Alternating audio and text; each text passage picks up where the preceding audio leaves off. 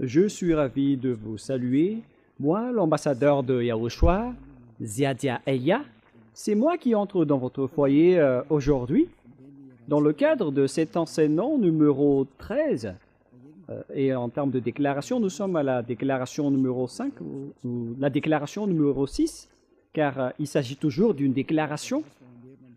Et bien évidemment, je réitère mes salutations pour vous tous qui nous suivez depuis votre foyer, pour vous qui nous suivez depuis la radio, à la télévision, sur Internet, etc. Nous sommes donc arrivés au moment où nous serions ensemble à travers cette bonne parole. Le titre de l'enseignement est que c'est la Russie qui est le chef des extraterrestres terriens. Préparez-vous au pire. Et récemment, nous venons de voir que c'est la Russie qui est la bête et tout le monde n'y croit pas à la puissance de la Russie, car apparemment et visiblement, nous voyons que ce sont les Américains qui sont les plus puissants. Moi, je vous ai déjà enseigné qu'il ne faut pas regarder le côté visible. Il ne faut pas regarder en apparence, il faut regarder dans le côté invisible. C'est le côté invisible qui compte et non pas le côté visible.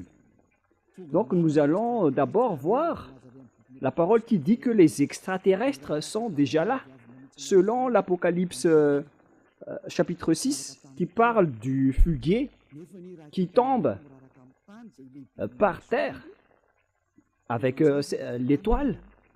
Alors que si une étoile, une vraie étoile, tombe sur votre terre va être anéantie et va disparaître.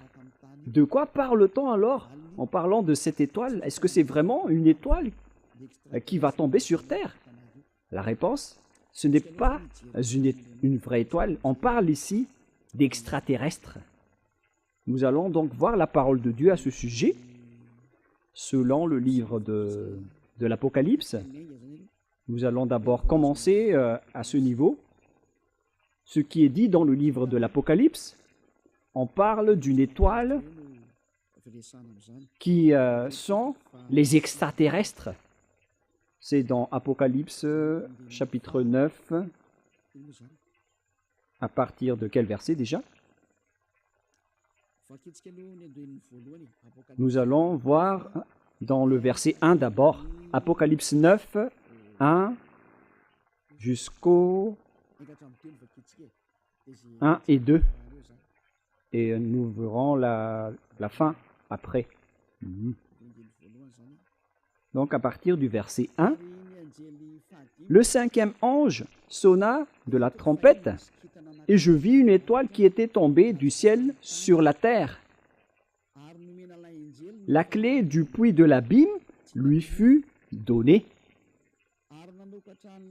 Et elle ouvrit le puits de l'abîme, et il monta du puits une fumée, comme la fumée d'une grande fournaise. Et le soleil et l'air furent obscurcis par la fumée du puits. Verset 3. De la fumée sortirent des sauterelles qui se répandirent sur la terre, et il leur fut donné un pouvoir comme le pouvoir qu'ont les scorpions de la terre, et etc. Mais nous allons en rester là. Ici, donc, on voit bien qu'il y a une étoile qui est tombée du ciel sur la terre. C'est clair que s'il est tombé, c'est qu'on l'a fait tomber. Il n'est pas tombé tout simplement. On l'a fait tomber sur terre. La clé du puits de l'abîme lui fut donnée à cet ange. Et elle ouvrit le puits de l'abîme. On parle de l'endroit où brûlent les diables et les satans en enfer. Donc, ils ont déjà été jetés dans cet endroit, dans l'abîme, où sont destinés les diables et les satans qui ont été déjà déchus par le Père Yahva et Yahushua. Et cet ange qui prend la forme d'une étoile, apparemment et visiblement, c'est lui qui dirige toutes les bêtes dans cet abîme. Et nous allons lire au verset 10 et 11. Elle avait des queues semblables à des scorpions et des aiguillons. On parle ici de la bête qui sort de l'abîme, mais on ne va pas rentrer en détail. On verra qu'elle va frapper la terre. Et c'est dans leur queue qui était le pouvoir de faire du mal aux hommes pendant 5 mois. Elle avait sur elle, comme roi, l'ange de l'abîme. Donc cette bête, cet ange va diriger ces bêtes, nommées en hébreu Abaddon et en grec Apollyon. Cet ange, donc, c'est clair que c'est une étoile. Et selon la Sainte Écriture, l'étoile s'agit d'un extraterrestre, un ange qui est tombé à terre. Et on vient donc de parler de l'étoile qui ira après, selon le livre juif, selon le Sefer Torah, ancien ou récent, ils parlent tous d'extraterrestres. D'ailleurs, il y a des bons extraterrestres et des mauvais extraterrestres, mais tous ceux qui sont sur votre terre, ce sont les mauvais extraterrestres. Mais les vrais extraterrestres, ce sont des êtres qui n'habitent pas sur cette terre. Ils habitent en dehors de la terre. Et lorsqu'ils viennent sur terre, ils deviennent des extraterrestres, comme des invités qui arrivent sur cette terre, car ils n'habitent pas du tout sur cette terre. Ils habitent ailleurs, les extraterrestres. Et on parle ici des extraterrestres qui sont les anges traîtres. C'est pourquoi on parle des noms d'Abaddon et d'Apollyon. En hébreu, Abaddon, et en grec, Apollyon. Et ces noms sont des noms des anges du diable. Si vous regardez dans le livre satanique, vous voyez qu'ils font partie des éléments du groupe de Satan. Ce Abaddon et ce Apollyon, ce sont des anges traîtres, Abaddon et Apollyon. Vous pouvez les trouver, ces noms, dans le livre satanique. Ce sont des éléments de l'ouné, de la bête, du dragon qui va frapper et travailler à la fin des temps. Ce que je veux vous montrer, c'est que l'étoile n'est autre qu'un extraterrestre, un mauvais extraterrestre, le diable satanique, qui prend la forme d'une étoile. Et ils vont tomber à la fin des temps.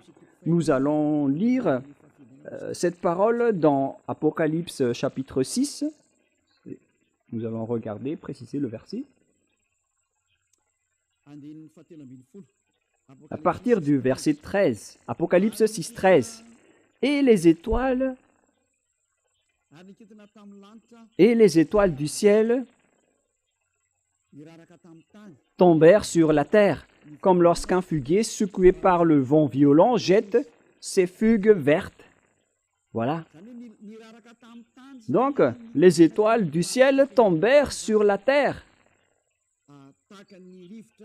comme lorsqu'un figuier secoué par un vent violent, c'est-à-dire un arbre d'un figuier, lorsqu'il est secoué par un vent violent, il jette ses figues vertes. Voilà donc le déroulement de ce schéma selon la Sainte Écriture. Voilà la réalité ici. Lorsque l'arbre a été secoué par le vent violent, ses fruits, ses figues sont tombées. Et c'est pareil aussi, les extraterrestres, avec les extraterrestres qui vont tomber à la fin des temps. On a vu qu'on a enroulé... où se trouve cette parole déjà? Verset 12. « Je regardais quand il ouvrit le sixième sceau, et il eut un grand tremblement de terre.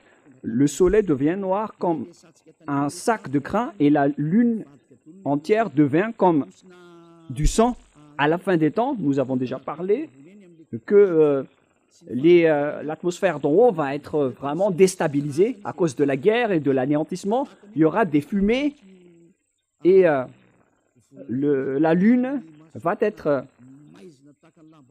entachée de sang, et le soleil devint noir comme un sac de crin. Voilà ce qu'on pourrait voir. Verset 13. Et les étoiles du ciel tombèrent sur la terre. Verset 14. Le ciel se retira comme un livre lorsqu'on roule, et toutes les montagnes et les îles furent remuées de leur place. À la fin des temps, qui est en ce moment, tout cela va se produire.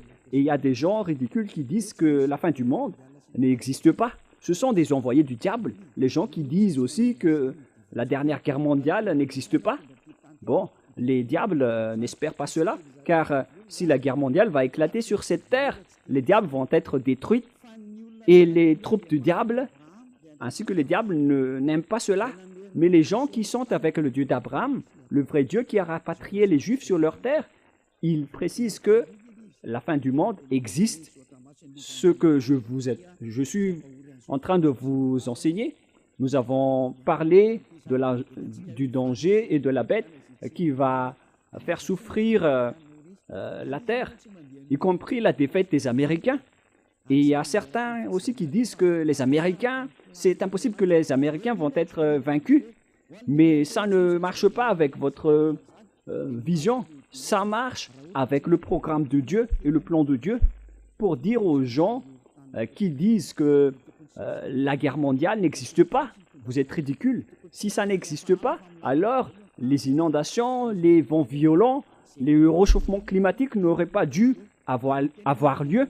Mais la réalité, c'est que tout ce que Élia a dit sont accomplis sur votre terre. En 2003, Élia a dit qu'il y aura des voitures qui volent et c'est devenu réel aujourd'hui. Et c'est comme cela aussi que la guerre mondiale doit être accomplie. Et elle est déjà proche de vous, l'explosion. Mais en fait, on envoie déjà ce qu'on peut envoyer. Ça n'attend pas Élia. C'est dans cette période de Élia que ça va être éclaté, ça va exploser. Mais en même temps, Élia doit attirer les gens vers Yahushua. Mais tout ce qui doivent exploser, et les guerres doivent aussi dérouler. On ne peut plus empêcher et arrêter tout cela. Et on verra la suite. Mais pour vous qui dites que la guerre mondiale n'existe plus, c'est vous qui allez en mourir en premier. Et nous allons continuer la parole en disant que cette étoile qui tombe n'est autre qu'un ange traître, un extraterrestre. C'est-à-dire que tous les extraterrestres vont tomber sur cette terre. On vient de voir que et les étoiles du ciel tombèrent sur la terre, comme lorsqu'un fuguier secoué par un vent violent jette ses fugues vertes. Lorsqu'on parle du pillage que va subir la terre, ce n'est autre que les extraterrestres qui vont piller votre terre. Où est passée cette parole déjà? Nous allons également la lire concernant le pillage que va subir la terre. C'est dans Ésaïe 14 déjà. Où se trouve cette parole déjà, les enfants? C'est dans Ésaïe 14 ou Ésaïe 24, je ne me souviens plus. C'est le chapitre 24, je pense. Nous allons en préciser, voilà. La voilà. Ésaïe 24, verset 1. Voici, Yahva dévaste le pays et le rend désert.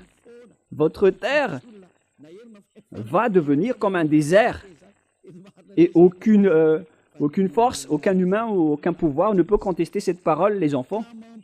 C'est vrai. Mais les envoyés du diable disent le contraire. Ils disent le contraire. Ils en bouleversent la face et en dispersent les habitants. Et il en est du sacrificateur comme du peuple, du maître comme du serviteur, etc. Et maintenant, à partir au verset 3, le pays est dévasté, livré au pillage. La voilà. Les habitants vont être pillés et rendus en esclaves. La terre va être attaquée. On va piller la terre. Et la terre va être vraiment dévastée et rendue désert. On parle du monde entier, hein, car Yahva l'a décrété. Le pays est triste, épuisé. Les habitants sont abattus. On parle ici des habitants du monde entier. On ne parle pas seulement d'Israël, c'est le monde entier qui va être attaqué par ce grand danger et cette grande difficulté. Et après, nous allons voir où va ce problème, car on vient de voir que les étoiles qui tombent sont des extraterrestres. Dans Ésaïe 14, nous allons suivre les paroles des prophètes. Nous allons rappeler toutes les paroles qui prouvent la vérité de cette déclaration. Dans Ésaïe 14, quel verset déjà? 14, 12. Allons-y. Ésaïe 14, 12. Te voilà tombé du ciel, astre brillant, fils de l'aurore. On parle ici de l'étoile brillante. Il existe un astre brillant. On parle vraiment d'une étoile brillante. Tu es abattu à terre, comme l'autre qui a été abattu à terre dans Apocalypse 9 de tout à l'heure. On l'a fait tomber par terre. Il a été abattu et il est tombé. Elle est tombée à terre. Toi, tu es abattu à terre, toi et le vainqueur des nations. Verset 13. Cette étoile qui tombe donc est abattue à terre. Et il s'agit d'un vainqueur des nations. C'est là. Allons-y avec le verset 13. Tu disais en ton cœur, je monterai au ciel. J'élèverai mon trône au-dessus des étoiles de Dieu. Il va s'élever en haut, tout en haut. Il va défier Dieu. Car il va s'élever au niveau du trône au-dessus des étoiles de Dieu. Donc cet astre brillant va défier les étoiles de Dieu également. C'est clair que c'est une grande étoile qui va défier Dieu, qui va affronter Dieu. Et ici, il est précisé que les étoiles de Dieu qui n'ont pas trahi, qui ne l'ont pas trahi, il va encore s'élever au-dessus des étoiles de Dieu. Il va donc se montrer en tant que supérieur à Dieu. C'est vraiment pire. Et nous allons continuer. Où est-ce qu'elle va siéger? Je m'assiérai sur la montagne de l'Assemblée à l'extrémité du septentrion. Voilà. C'est à l'extrémité du septentrion que cet astre brillant, cet ange, va arriver. Et il va défier et affronter les étoiles de Dieu. On parle ici de l'astre brillant. Où va cet astre brillant? Il va aller dans la montagne de l'Assemblée, à l'extrémité du septentrion, tout en défiant Dieu. Celui qui vient du septentrion. Et où se trouve le septentrion? C'est clair qu'au niveau du ciel des cieux, il n'y a pas de septentrion, ni de ouest, ni d'est, ni de sud. On parle ici de la terre. Et lorsqu'on parle du territoire de la terre, le centre du monde, c'est Israël. Il y a certains qui font l'effort d'enseigner le centre du monde. Ils sont ridicules. Mais le centre du monde, d'après le Dieu d'Abraham, le propriétaire de cette terre, qui a dit la vérité, dans Ézéchiel 38, 12. Selon Ézéchiel 38, 12, le centre du monde, c'est Israël. Mais ce sont les gens qui ont des mentalités folles, qui disent qu'il existe d'autres centres du monde, mais on ne rentre pas en détail. Ici, on voit bien qu'il va monter sur le sommet des nuées en défiant Dieu. Il serait semblable au Très-Haut. Regardez la folie de cette personne, de cet astre brillant qui est tombé. Il serait semblable au Très-Haut et il monterait sur le sommet des nuées. Il va défier le Père Yahva, il va défier le Très-Haut. C'est clair que c'est le diable. Et où est allé ce diable qui veut défier Dieu? La parole de Dieu dit qu'il est allé à l'extrémité du septentrion et qui se trouve au septentrion de cette planète Terre, selon la Sainte Écriture du Dieu d'Abraham, qui est incontestable. Car lorsqu'il a dit qu'il faut rapatrier les Juifs dans leur terre, Alors, les Juifs ont bien été rapatriés dans leur terre et personne n'a pu contester cela jusqu'à aujourd'hui, mais la parole évolue car on va également attaquer les Juifs, d'après la parole de Élia. Viendra le moment où vous allez être attaqués vous allez être attaqués les Juifs. Vous êtes fous de dépendre des Américains au lieu de dépendre du Dieu d'Abraham, le Dieu de vos ancêtres. Le Dieu de vos ancêtres, c'est Yahweh. Et toutes ces paroles sont incontestables. Toutes ces paroles sont accomplies. Personne n'a pu y échapper. Et s'il a dit que les Iraniens et les Russes vont vous frapper, selon Ézéchiel 38, pourquoi vous osez les attaquer? À cause de l'encouragement des Américains?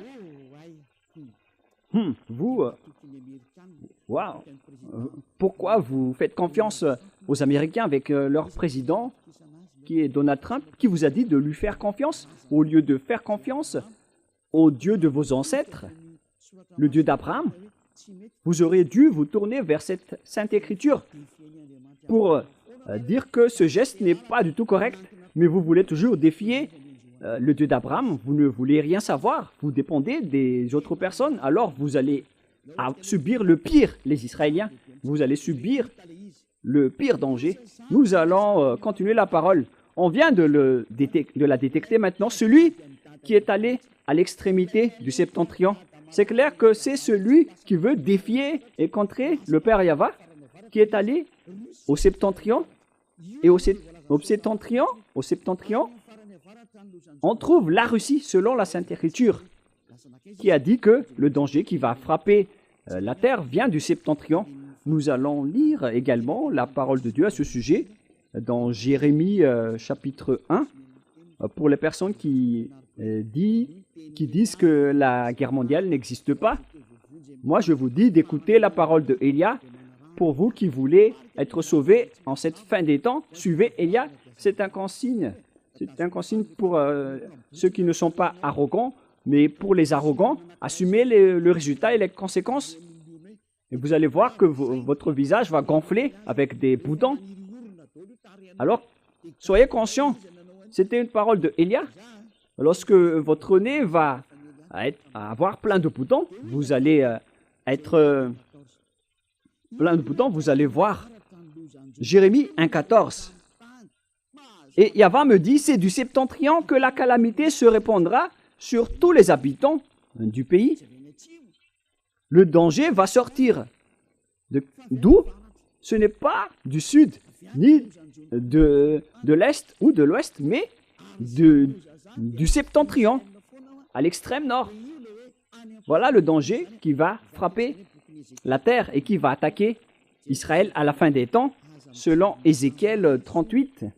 C'est pourquoi je vous dis toujours de ne pas regarder en apparence, ne regardez pas le côté visible, en disant que ce sont les Américains qui sont les plus puissants. Vous regardez en apparence seulement. C'est pourquoi les personnes ont été... c'est pourquoi les personnes ont été frappées à l'époque de Élie, lorsqu'Élie a dit le prix du riz va frapper, mais ils n'ont pas cru.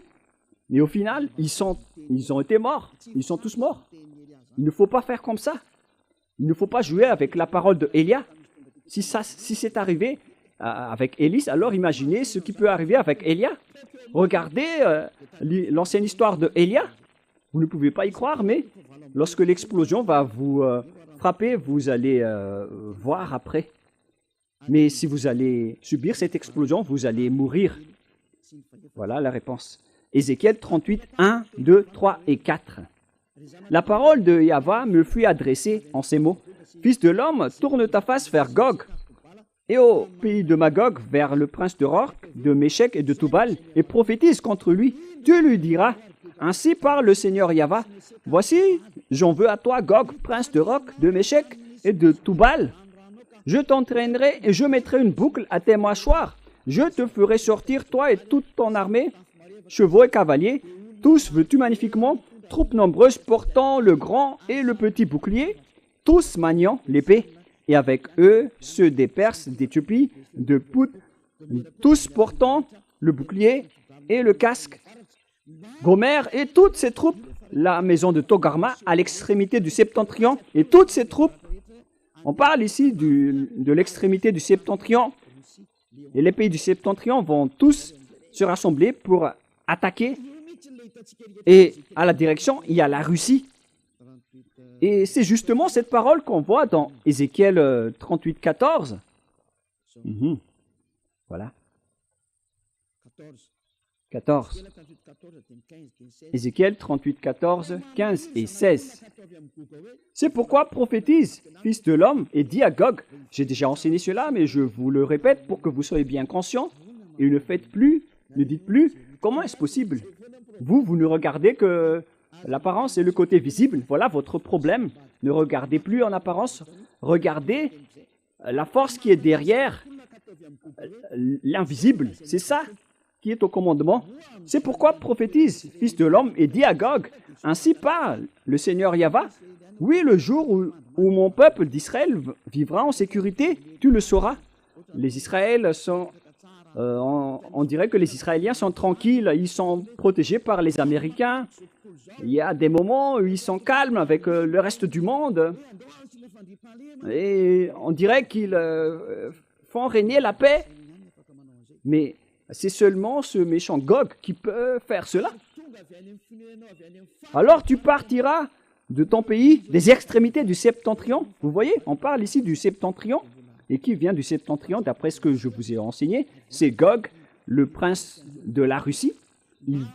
Ce monsieur qui va diriger le monde viendra de là-bas.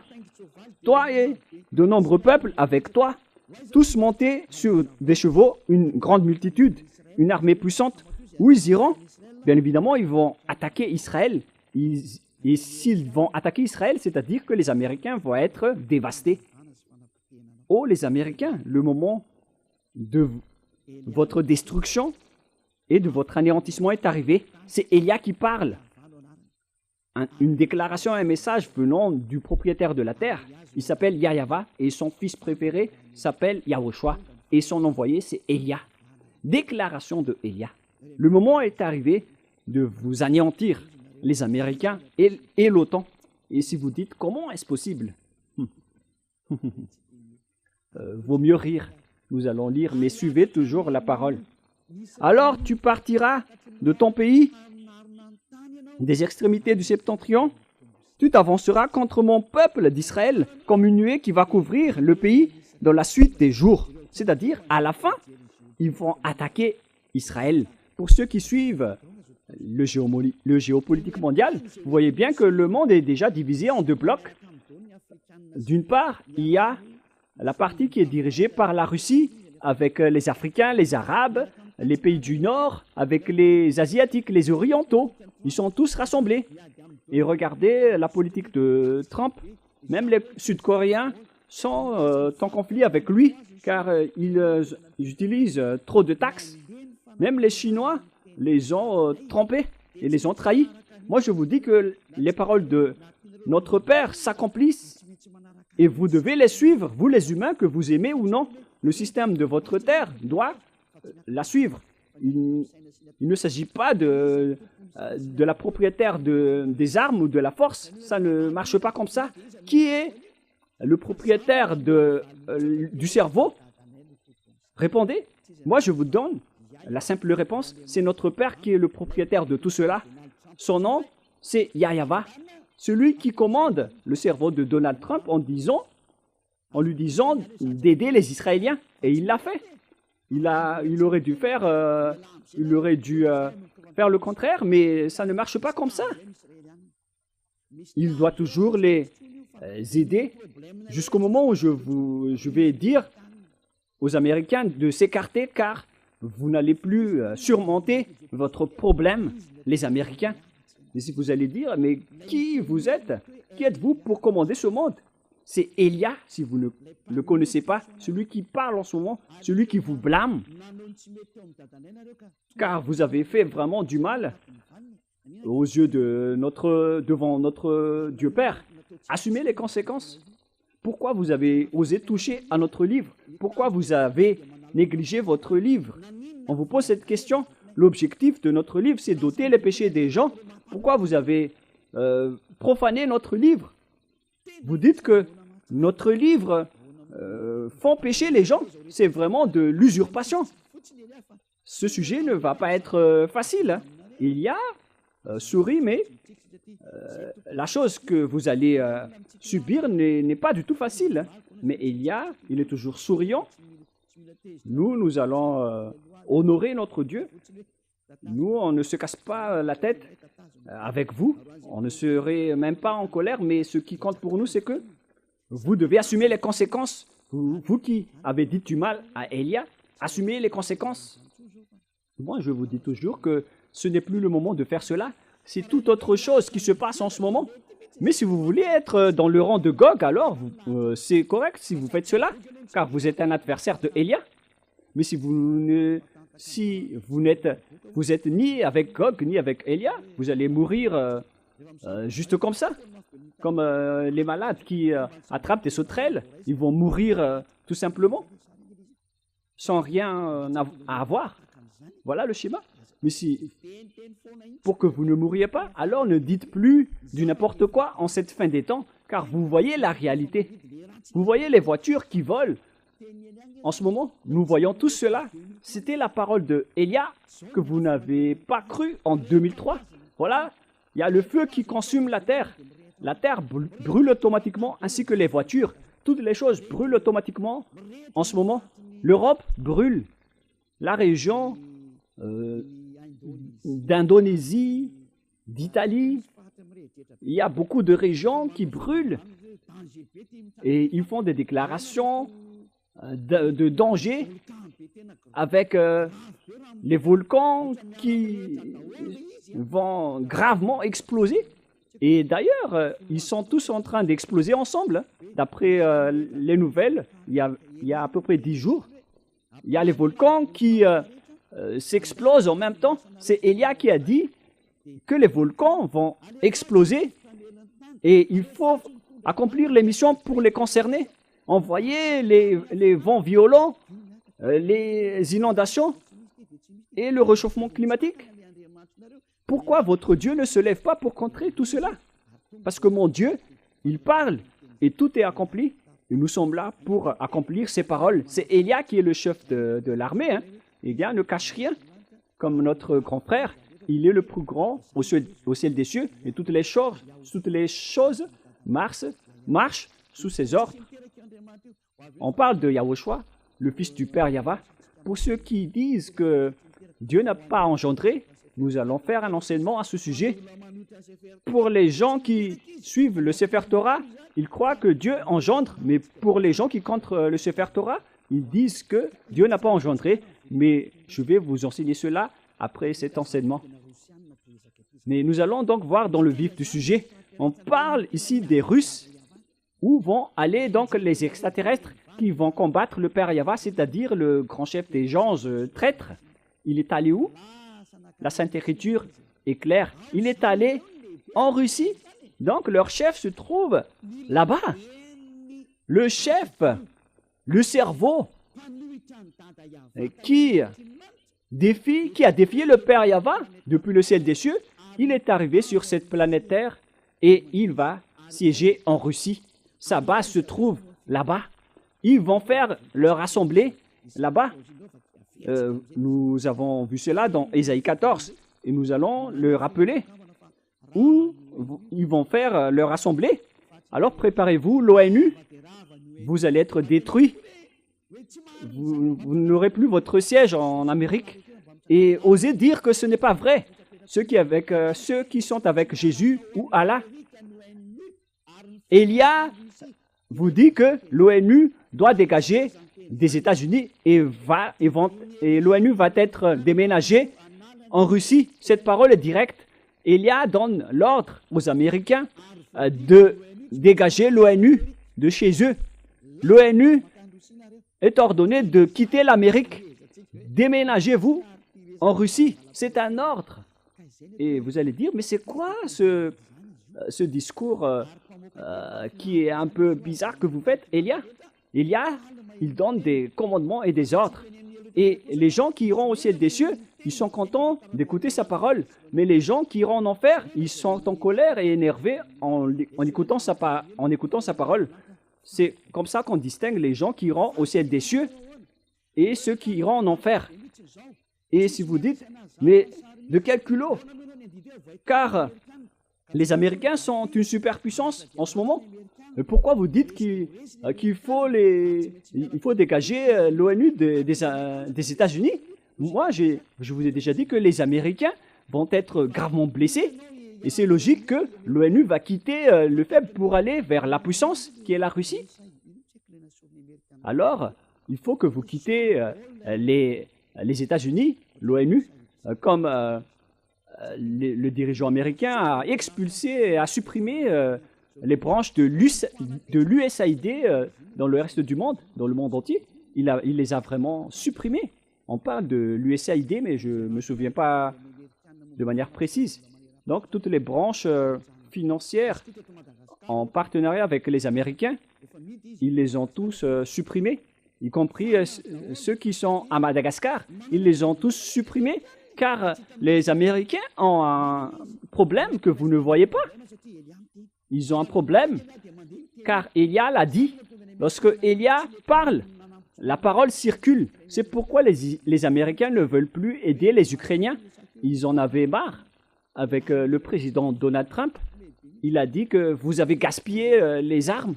Et c'est ridicule, parce que maintenant, il a recommencé à ravitailler l'Ukraine en armement, car Poutine a bombardé les Ukraines. Et Donald Trump ne sait plus quoi faire, car le président ukrainien Zelensky a appelé au secours.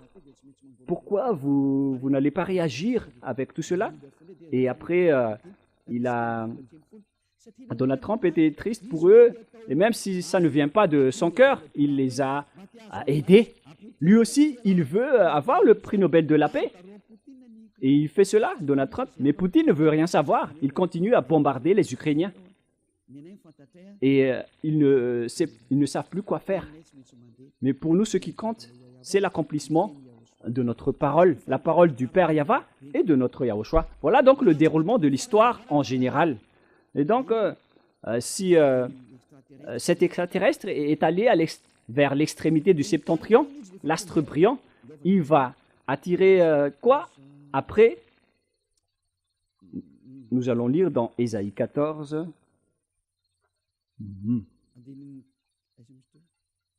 C'est où déjà? Ésaïe 14, 13. Ésaïe 14, 13. Tu disais en ton cœur, je monterai au ciel, j'élèverai mon trône au-dessus des étoiles de Dieu, je m'assiérai sur la montagne de l'assemblée, à l'extrémité du septentrion. Voilà. Il va siéger à l'extrémité du septentrion en Russie. Il va implanter un grand palais en Russie. L'histoire va se transformer après l'arrivée de Gog. Gog est arrivé, l'astre brillant, le Dieu qui a défié le Père Yahva, et il va siéger en Russie. La question qui se pose, qui a donné la technologie aux Américains et aux Russes, qui sont les plus grands, avec la création des bombes nucléaires, des bombes atomiques et tous les autres armements, jusqu'aux technologies des avions invisibles. Un avion qui vole presque invisiblement. Il y a un terme qui le décrit, mais j'ai oublié. Mais lorsqu'il se déplace, on le voit presque pas. Voilà. Voilà. C'est un avion furtif. Voilà l'appellation. Lorsqu'il vole, il est en vol. Il est presque invisible. Il est indétectable par les yeux et par les radars alors qu'il vole au-dessus de votre tête. On parle d'un appareil, d'un avion furtif. Voilà, à peu près comme cela. D'où viennent toutes ces technologies? Qui a donné tout cela? Voilà ce que je vous ai parlé.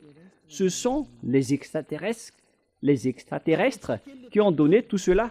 Nous allons rappeler un peu l'histoire. Voilà le déroulement de cette chose. Même les dirigeants et les présidents américains ou russes ne le savent pas. Je vais vous les dévoiler. Si vous ne les avez pas dans vos archives, je vais vous les raconter. Voilà le schéma. Les extraterrestres ont fait un accord avec les humains, avec Luné, leur président, le plus grand des diables. Il s'appelle Luné. Et Luné a fait tout le programme pour anéantir et détruire la Terre.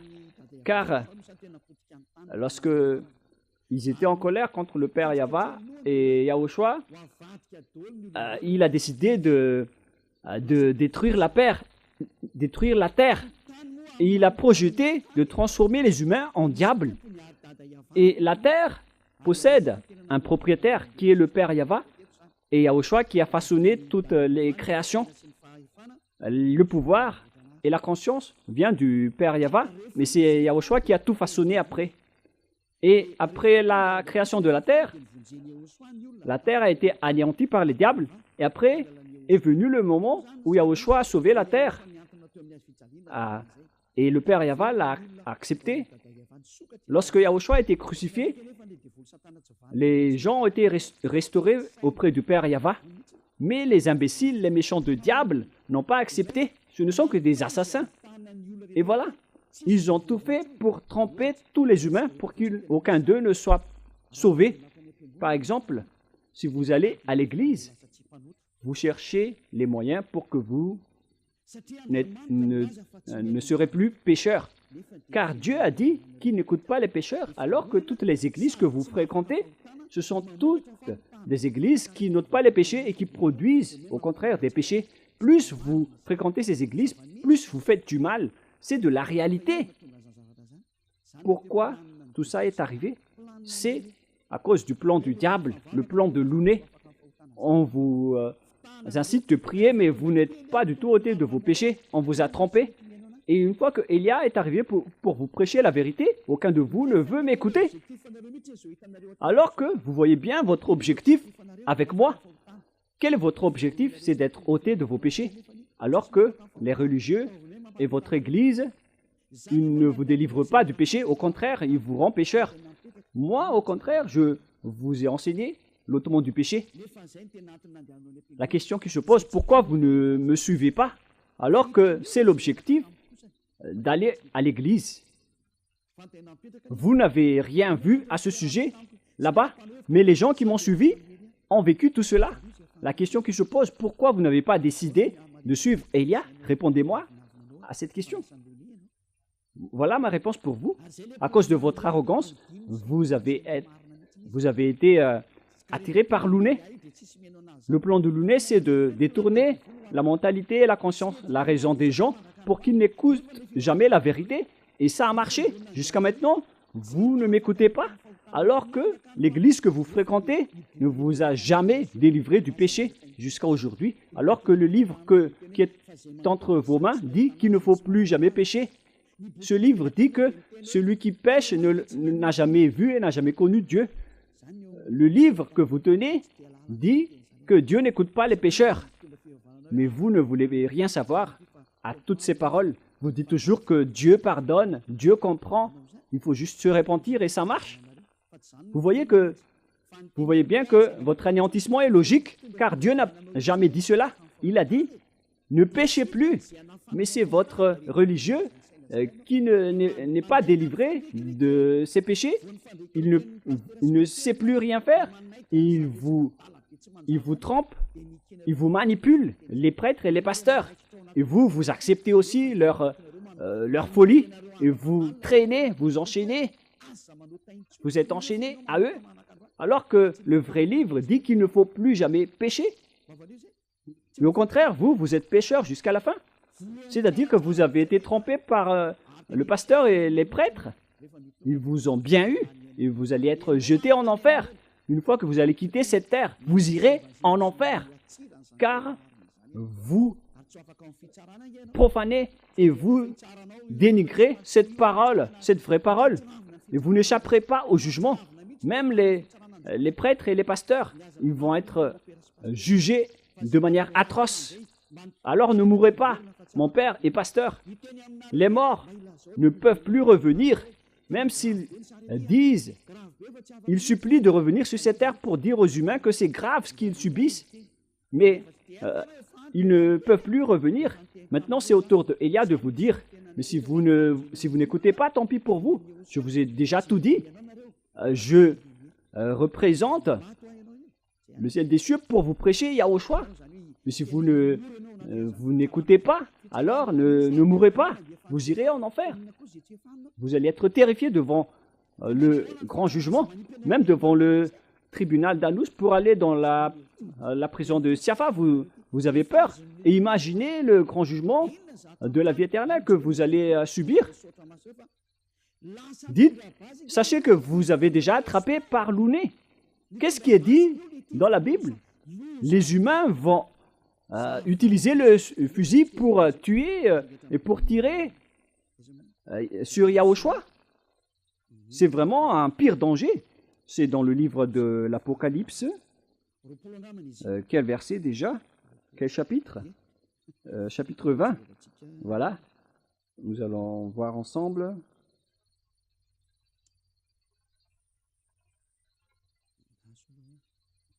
Patientez un tout petit peu. Où se trouve cette parole déjà? Est-ce que, par hasard, ce n'est pas dans le chapitre 20, la parole qui parle du cheval? Patientez un peu.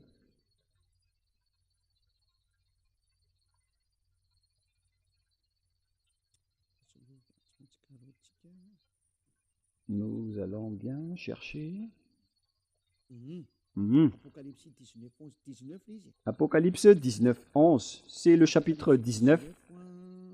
Apocalypse 19. À partir de quel verset? Apocalypse 19, 19.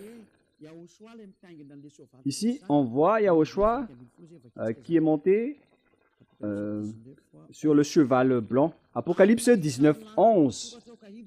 Puis je vis le ciel ouvert, et voici parut un cheval blanc. Celui qui le montait s'appelle fidèle et véritable, et il juge et combat avec justice. Celui qui le montait s'appelle fidèle et véritable, et il juge et combat avec justice. Ses yeux étaient comme une flamme de feu. Sur sa tête étaient plusieurs diadèmes. Il avait un nom écrit comme personne ne connaît, si ce n'est lui-même. Il était revêtu d'un vêtement teint de sang. Son nom est la parole de Dieu.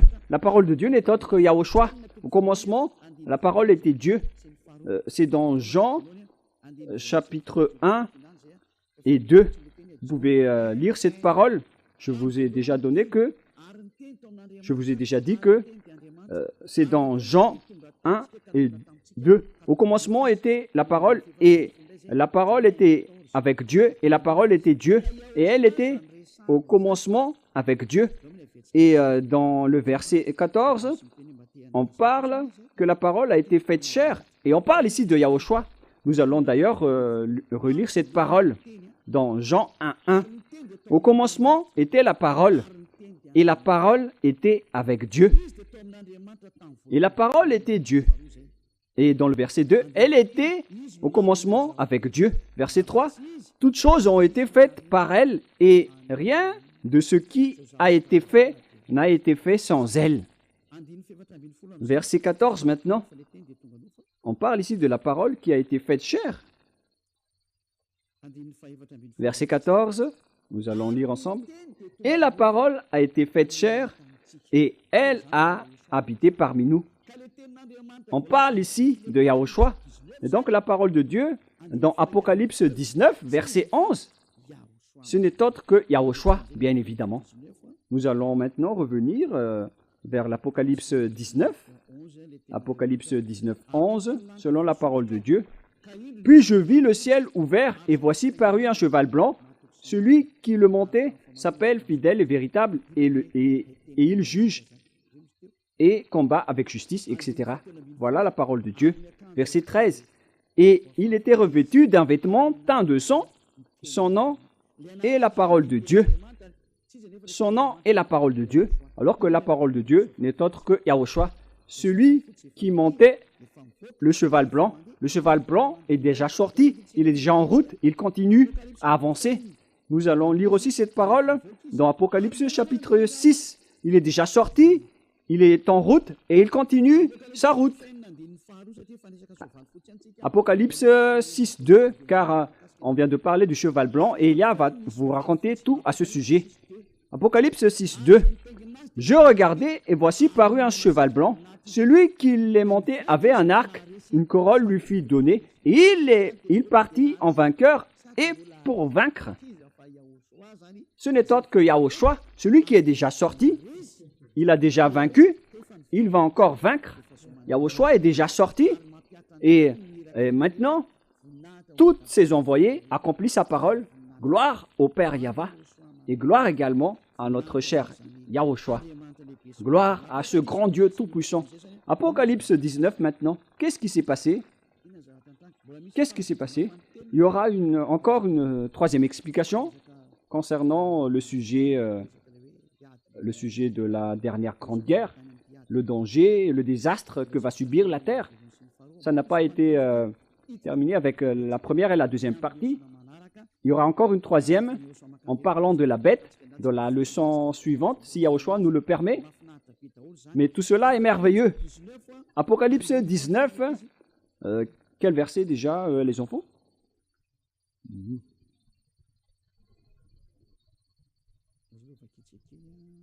Nous allons lire ensemble.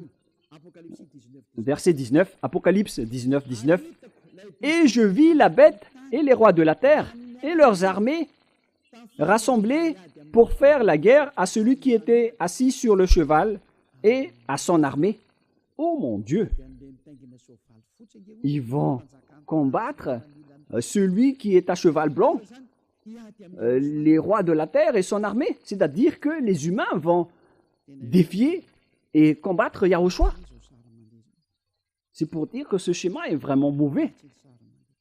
C'est vraiment un mauvais schéma.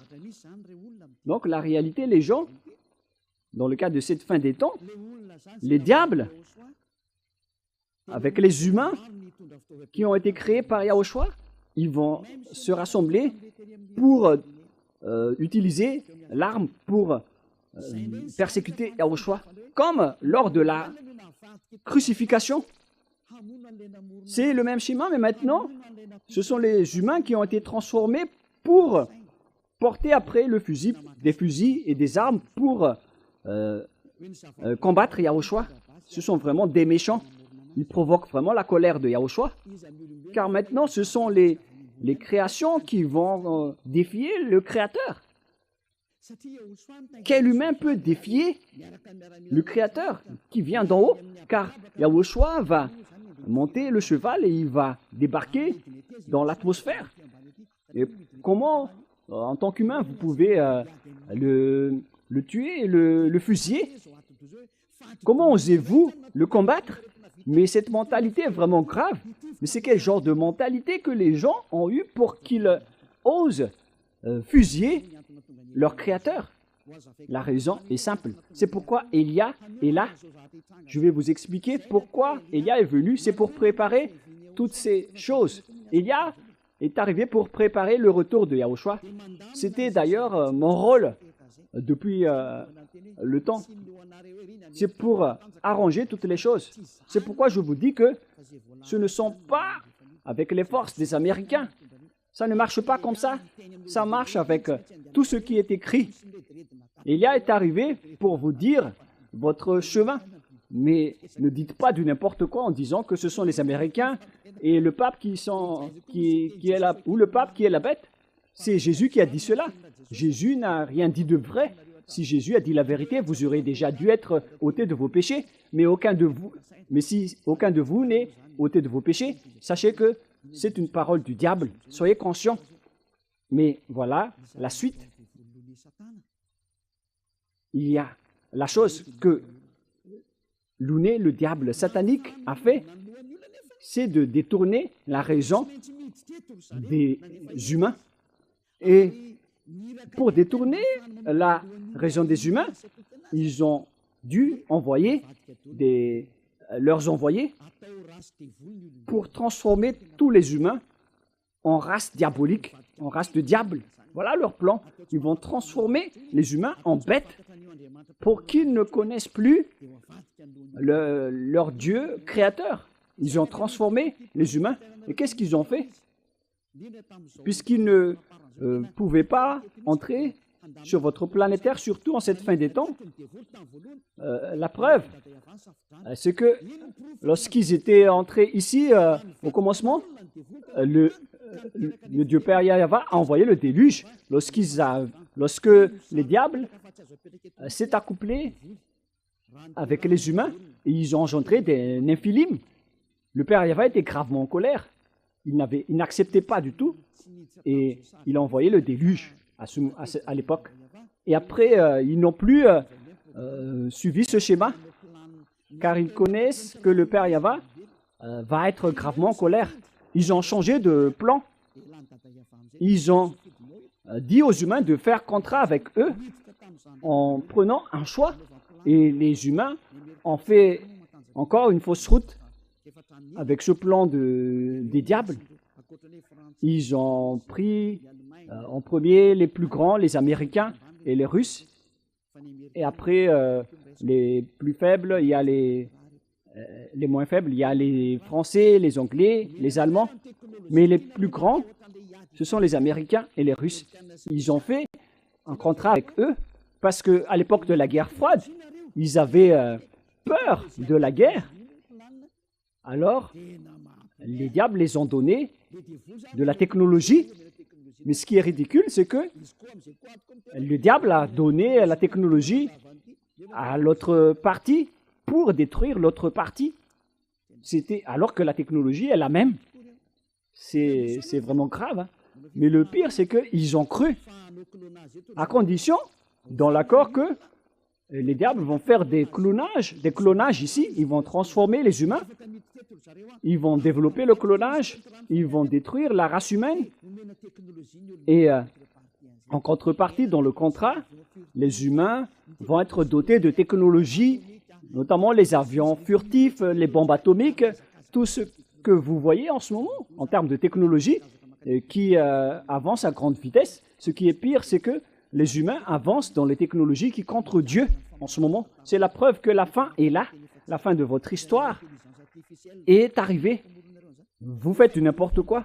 Pourquoi vous avez créé les intelligences artificielles? Vous êtes en train de défier le Père Yahvé avec les intelligences artificielles. Vous prenez la place du Créateur. Moi, j'ai vu que les Chinois font jouer leurs robots au ballon, au football. Ce schéma n'est plus normal. Vous êtes en train de défier le Créateur, mais vous n'y arriverez jamais. Même Lounet a cherché les moyens de le faire, mais il n'est jamais arrivé, car il ne peut jamais créer le souffle et l'esprit. Avec la chair, il peut réussir, mais Lounet ne peut jamais créer le souffle de la vie et de l'esprit. C'est la spécialité seulement du Père Yahvé. Mais il va résister, il va essayer de combattre jusqu'à la fin. Et au final, ils ont fait un accord avec les Américains, les Russes, en contrepartie des technologies. Les Américains et les Russes ont des technologies sophistiquées, mais ils font semblant de rien avoir. Et le pire, c'est que le président russe doit être attiré par ses mâchoires pour sortir. S'il ne voulait pas sortir, c'est que il a peur de mourir, mais s'il voulait sortir, il aurait déjà dû détruire rapidement les Américains.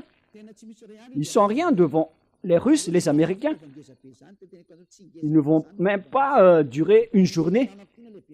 Et moi, je vous dis que les Russes n'ont pas de grands armements. Leur arme a la dimension de ma main, comme vous pouvez le voir. Je vous dis au président américain Donald Trump que la dimension de l'arme russe, c'est comme celle-ci. Mais vous ne connaissez pas qu'est-ce qui se trouve dans la mallette de Poutine. Certains disent que c'est la télécommande des bombes atomiques. Ce n'est pas du tout le cas, mais c'est une arme qui a la dimension de ma main. Et comment ça marche?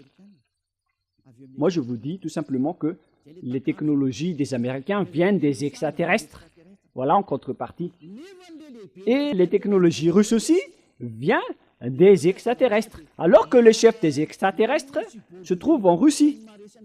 Vous êtes fou si vous allez dire que le subordonné va vaincre le grand chef, alors que le grand chef se trouve en Russie. Mais les subordonnés sont les Américains.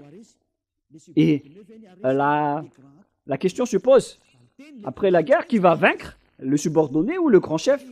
La réponse, c'est le grand chef qui doit vaincre, parce que ça va être ridicule si le général va être vaincu par le lieutenant. C'est vraiment ridicule. C'est le général qui doit vaincre jusqu'à la fin, car il est le cerveau de toutes les stratégies. Et ce schéma est pareil. Lorsque la guerre va éclater, on doit voir où se trouve le grand chef. Le grand chef se trouve en Russie et non pas en Amérique. Voilà la réponse pour vous. Donc, les Américains ne vont jamais vaincre, quoi qu'ils fassent. Moi, je vous dis que l'arme que la Russie va vaincre le monde entier, y compris les Américains, a la dimension de ma main. Que chacun soit conscient, car voilà la réalité. Si vous dites, quelle est la réponse? Moi, je vous donne une simple réponse. Où se trouvent les commandes de toutes ces choses? Ces choses sont commandées de manière électronique, notamment les bombes atomiques. Alors, d'où viennent ces commandes? Elles viennent des extraterrestres. Et le chef des extraterrestres se trouve où? En Russie. Et mesurer après le pouvoir des Américains. Et mesurer aussi le pouvoir des Russes. La source vient toujours du grand chef, c'est-à-dire la Russie. C'est simple comme dire bonjour. Alors, où se trouve la source de ces armes? Ces armes viennent des extraterrestres. Donc, ils ont réussi car ils ont réussi à tromper les humains. Premièrement, la première tromperie, c'est avec les gens qui ne veulent pas se repentir pour être ôtés des péchés. Et vous en faites partie, car vous voyez les enseignements, vous voyez les témoins, que ceux qui sont avec nous sont vraiment ôtés des péchés. Pourquoi vous ne vous rapprochez pas? C'est que vous êtes déjà devenus des amis du diable. Ils vous ont déjà attrapés, vous êtes dans leur filet, vous êtes leurs esclaves. Vous allez faire leur folie et vous allez fusiller à Yahushua. Après son retour, vous allez regretter, mais vous devez prendre ce chemin. C'est pour dire qu'ils ont réussi les diables, car tout le monde entier, tous les habitants de la planète Terre sont engloutis par eux. Personne ne peut les battre, car ils vous dirigent au niveau de votre cerveau. Ils vous donnent des ordres. La preuve, vous ne voulez pas écouter cette vérité. Combien d'années vous fréquentez vos églises? Mais à quel moment vous étiez ôté de vos péchés? Jamais. Maintenant, vous faites un mensonge. Après que Élia est arrivé, vous osez dire que vous aussi, vous ne péchez plus. Encore une fois, vous avez commis un péché. Vous avez encore tué, encore une énième fois, votre esprit. Vous le jetez encore une fois en enfer. Regardez le schéma. Le diable vous a attiré pour fusiller votre Dieu créateur et vous n'êtes plus conscient. Maintenant, c'est logique si vous allez fusiller votre créateur, car on est en train de vous dire que votre église, votre pasteur et votre prêtre ne délivrent pas des péchés. Vous n'avez aucun espoir. Alors, pourquoi vous restez encore dans ces endroits? On vous dit que Dieu n'écoute pas les pécheurs. Alors, qui vous écoute dans votre église? C'est le diable, mais vous ne voulez rien savoir. Et ça va être pareil au retour de Yahushua. Vous allez oser le fusiller. Et là, c'est les humains. Voilà le schéma atroce que vous allez subir. Imaginez le colère du Créateur lorsqu'il va revenir. Vous faites partie de ceux qui l'a rendu en colère, car On vous a appelé, vous ne voulez pas entrer, alors vous méritez d'être consumé en enfer. La parole de Élia se termine. Le sage voit le danger et se cache, mais le vous avance et le regrette. Que chacun soit conscient. Voilà la réponse de la parole.